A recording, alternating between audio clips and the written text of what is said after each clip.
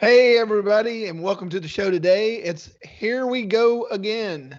We're going to be talking about how to handle an ever changing environment when you think things are going in one direction, all of a sudden they go in another. So stay tuned. Salon owners are some of the most amazing people on planet Earth. The only problem is sometimes their hearts are so big and they give so much of themselves to their staff and guests that it creates unintended consequences.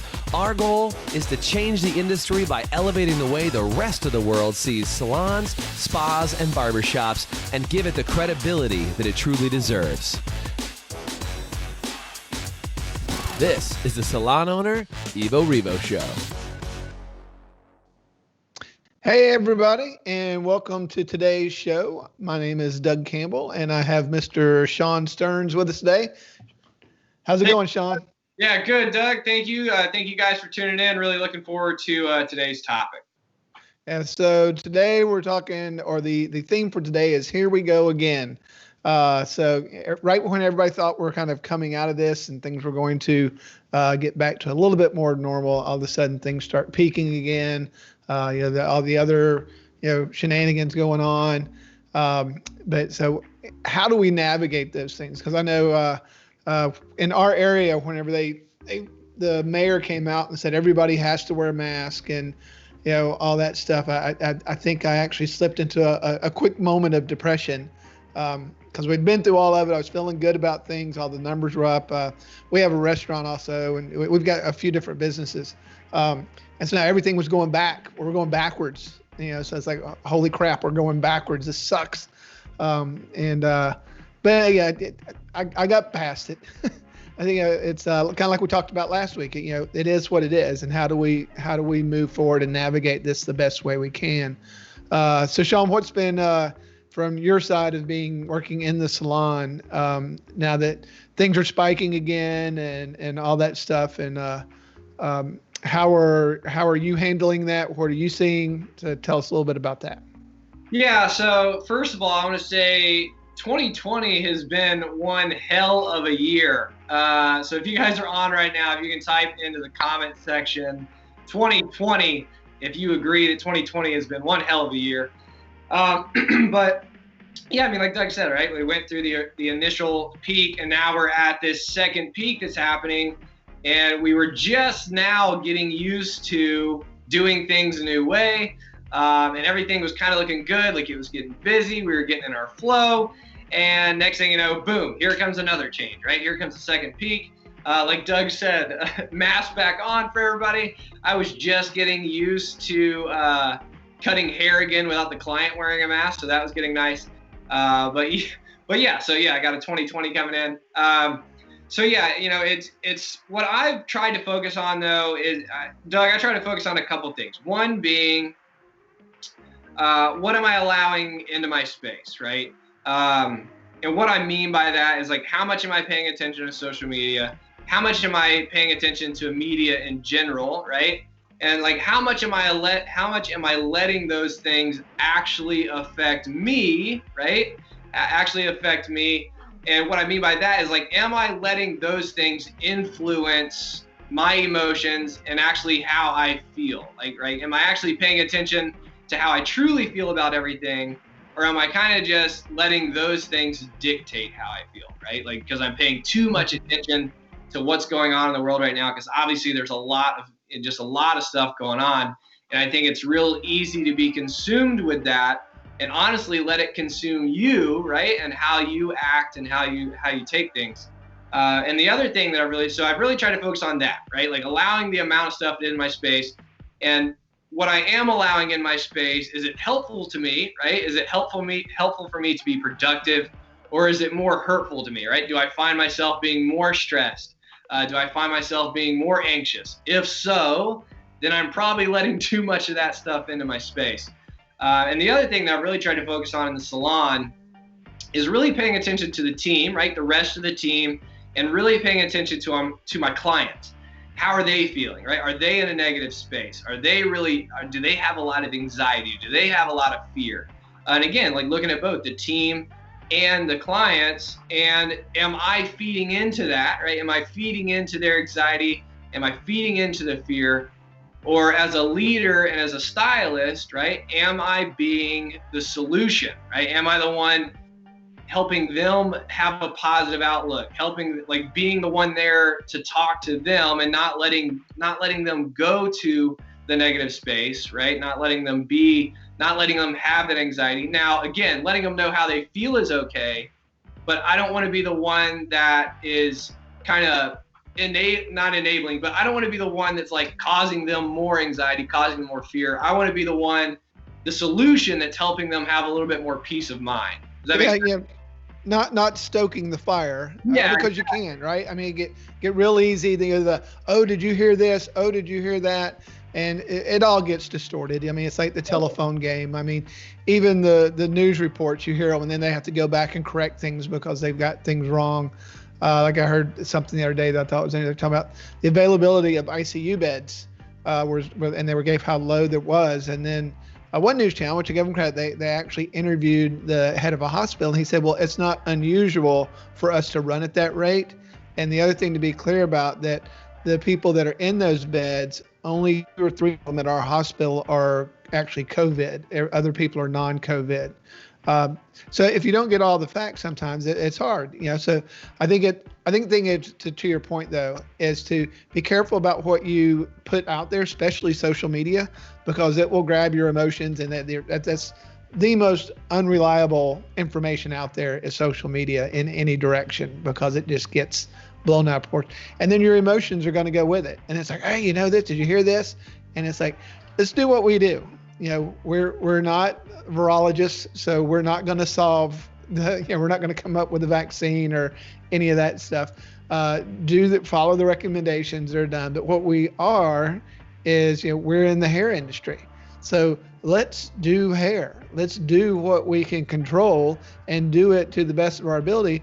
I think one of the other things that I don't want people to miss is, other than just hair, is that we are kind of an oasis for people to come to and feel good about themselves. So I think we have an obligation to the people in our community to make sure that we're facilitating that whole thing of being positive. And let's talk about hair. So let's talk about things that are good and that we can control, as opposed to all this other stuff that's going on around us, all the chaos.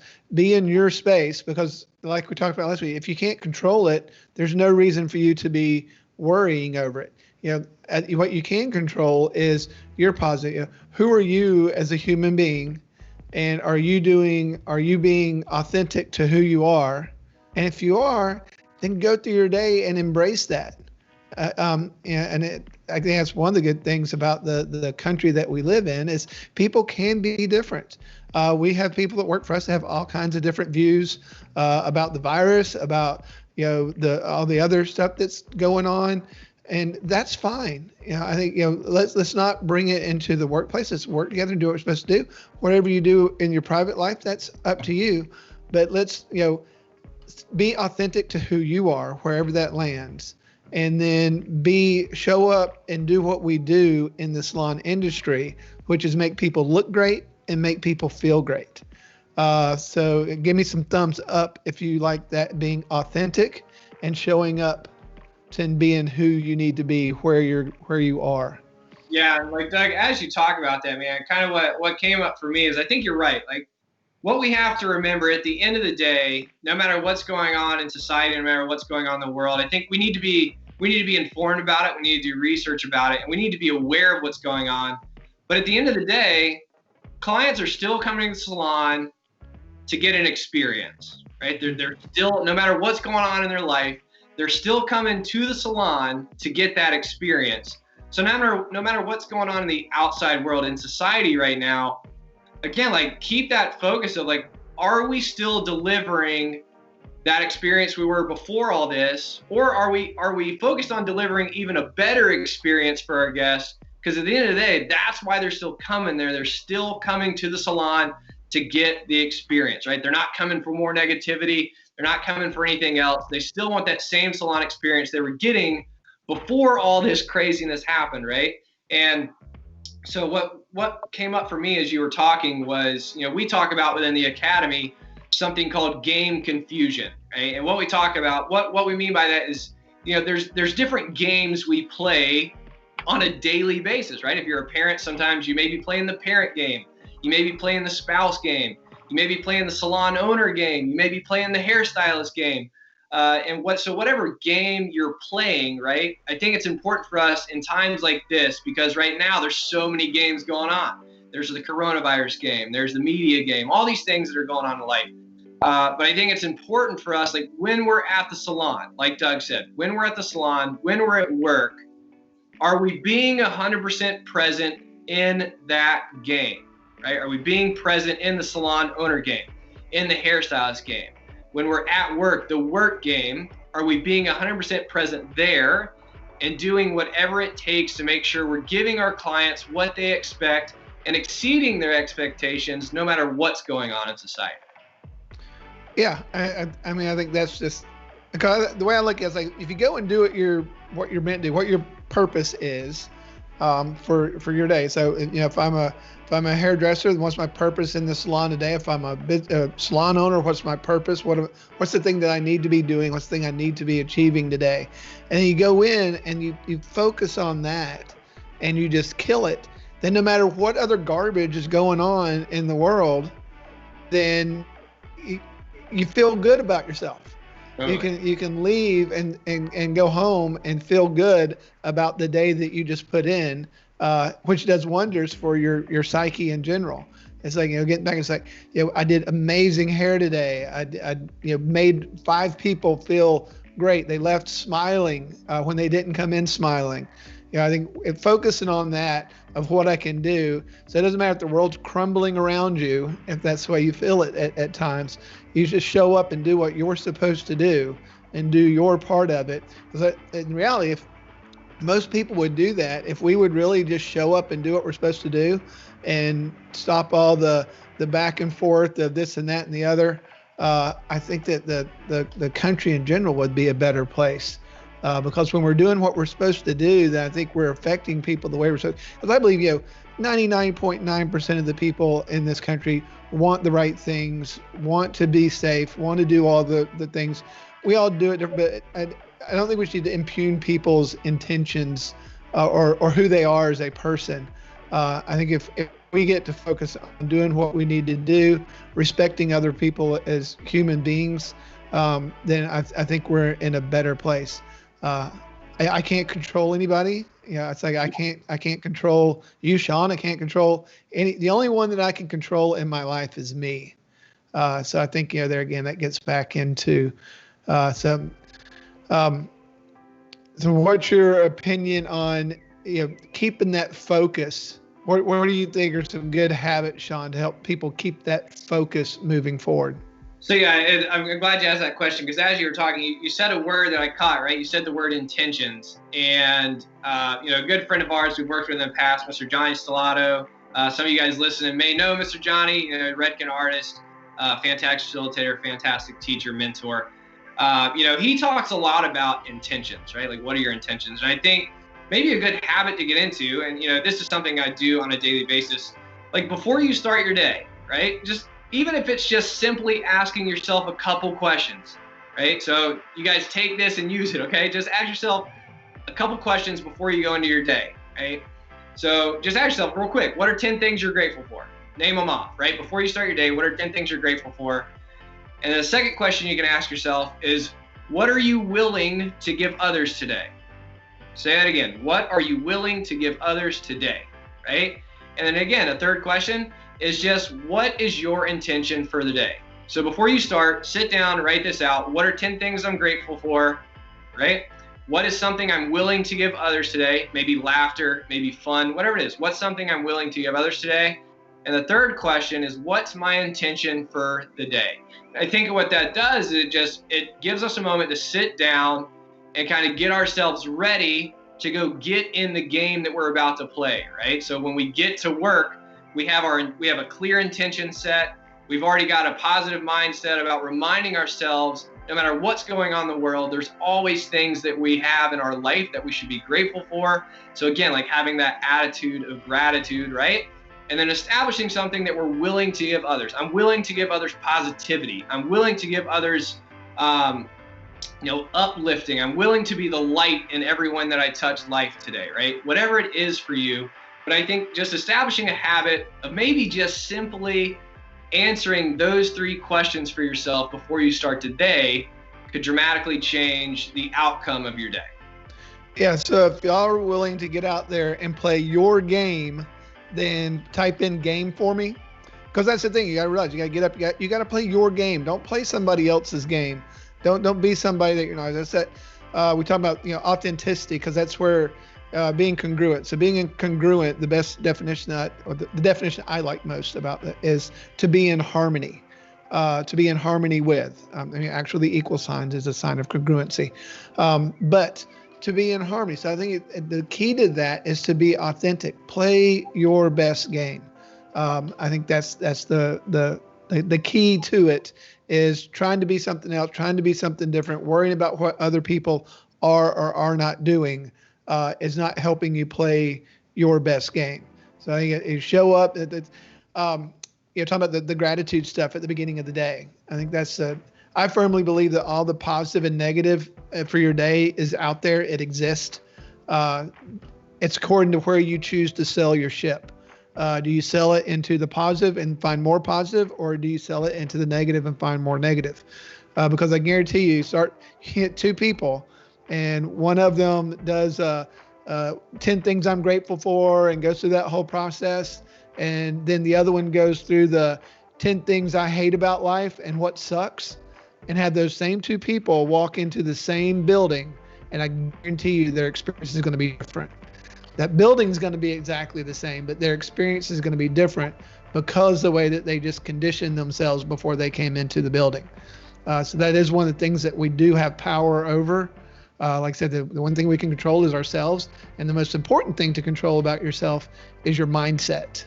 On that, because Doug nailed it, right? It's all about 2 words I want to say, right? Cause and effect. And Doug, you know what I'm talking about here, right?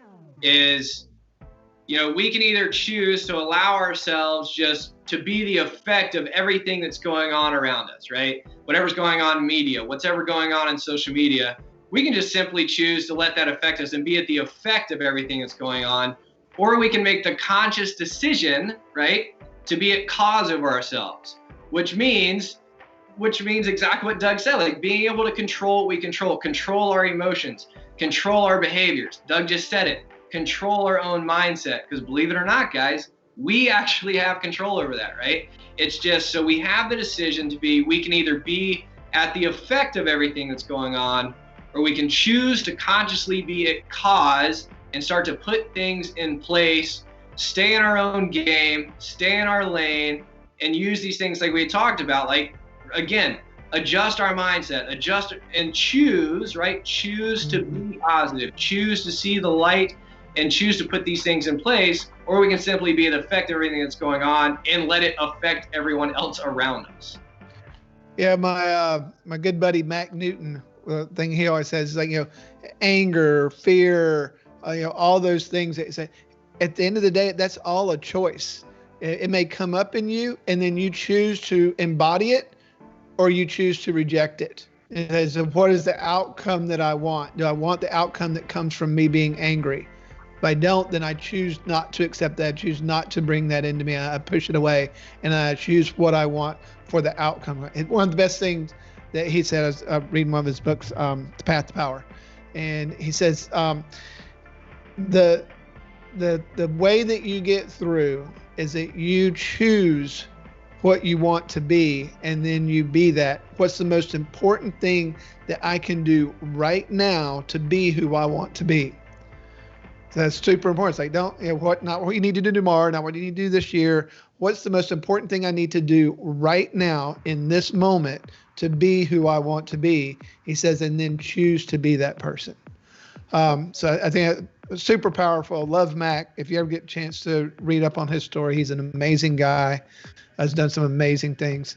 But anyway, we're about at the end here, so I just want to thank everybody It was here we go again, and how to handle some of those things that happen, and how to get through it the best way you can. We hope you all weather these multiple storms that we're going through, and that you can be that positive influence. You can be that thing that someone looks at and points at and says, they really helped me get through this. So I hope you all will be that person, and just thank you all for being here. Sean, thank you, sir, for showing up and being here. Yeah, thanks, Doug. And guys, remember, be it cause and be the light, right? So you guys have a great rest of your day. And again, thanks for tuning in. We always appreciate seeing you guys on. All right, later. Bye. Thanks for listening to the Evo Revo podcast. If you liked today's episode, please subscribe, leave us a review, and you can always get more information, including show notes and the video episodes at evorevopodcast.com.